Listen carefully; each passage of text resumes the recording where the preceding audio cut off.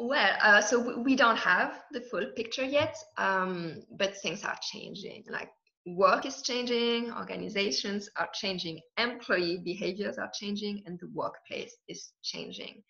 Some talk about transformation, others about an acceleration of what was already there, what was already taking place.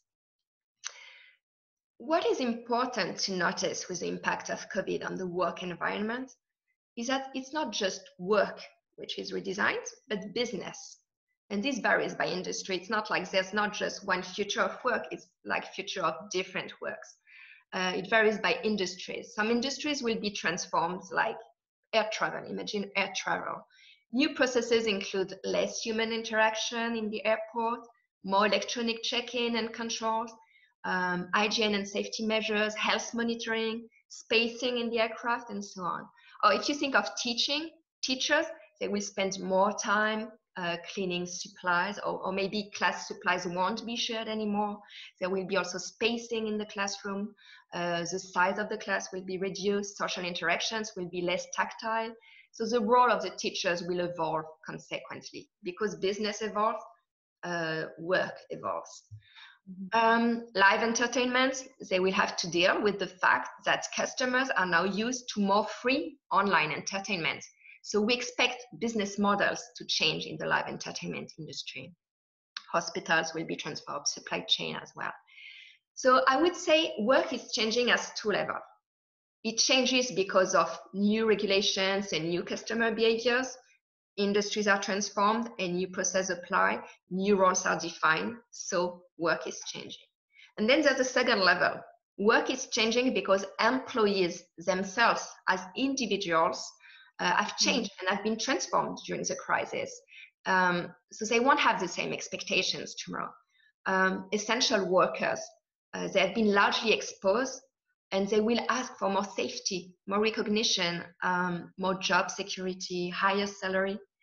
So it will change their behaviors. White collars, they had the opportunity to work from home, to suppress commute, but for some others, it also meant going into furlough, unemployment, or to start gigs. So they have developed new work habits. Remote teams, they have learned new ways to work together. And communication, of course, has changed nature. Probably distance, connected, but maybe also more personal, because now we can see actually our boss's home interiors. So it's also distant, but also more personal. So communication is definitely changing. And all this has consequences on work schedules. The traditional 9-to-5 format is evolving, not only because employees had to adapt and rebalance their work life around more family time, but they have also gotten used to less commutes. And tomorrow, we want to avoid workers going to work at the same time and using public transportation massively at the same time. So probably the traditional 9-to-5 format is going to explode as well. And the workplace of tomorrow is affected by the change. Some giant tech companies in Silicon Valley are prolonging the closure for an undetermined time. Facebook, Twitter. Others have already adapted the workplace to safety needs and regulation, and they will further remodel their floors. So things are shifting, and we really think, actually, in the futurist community, that office centricity is over.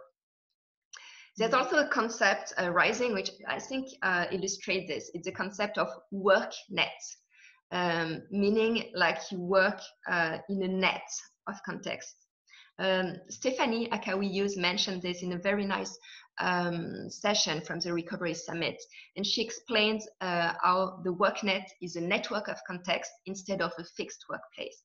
And in this new WorkNet, social interactions become more important than ever, so we need to investigate and to invest in them.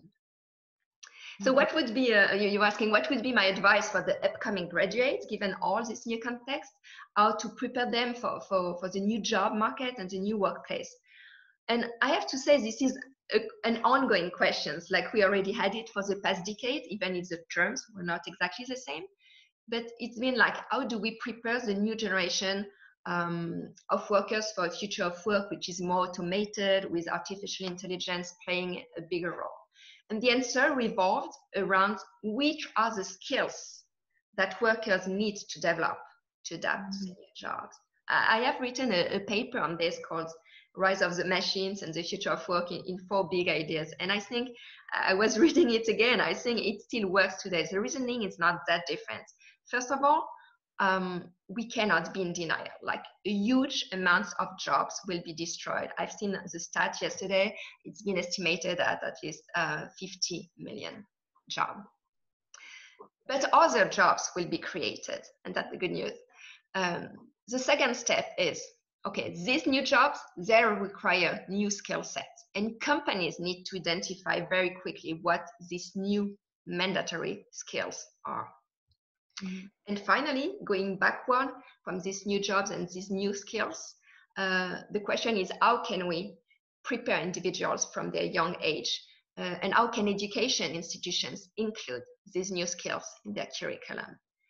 And I also believe in lifelong learning as a solution. You don't learn everything at school. You learn all your life long through education you receive from your parents, your school, your social environment, the companies you work in training and on the job, your readings, listening to this type of online podcasts or classes. So staying in tune and listening attentively to signals of change is once again a strength that can help.